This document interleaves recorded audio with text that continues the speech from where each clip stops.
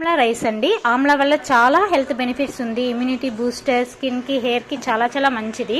ఒక్కసారి ఇలా ఆమ్లా రైస్ చేసి తిని చూడండి, చాలా చాలా బాగుంటుంది. ఆమ్లా వాష్ చేసుకొని స్మాల్ పీసెస్గా కట్ చేసుకొని మిక్సీలో వేసేసుకోవాలి.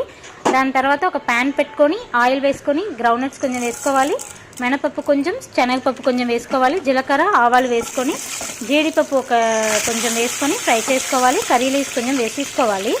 దాని తర్వాత 2-3 ఎండుమిర్చి గిల్లీసి వేసేసుకోవాలి. దాని తర్వాత 4-5 పచ్చిమిర్చి కట్ చేసుకొని వేసేసుకోవాలి, ఫ్రై చేసుకోవాలి.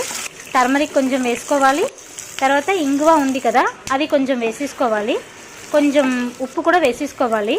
దాని తర్వాత ఫ్రై చేసుకొని ఈ మిక్సీ చేసుకున్న ఆమ్లా ఉంది కదా, అది వేసేసుకొని కలిపేసుకోవాలి. దాని తర్వాత పక్కన మనం అన్నం చల్లారబెట్టాం కదా, అది దీంట్లో వేసేసి ఇంకా కలిపేయడమే అండి.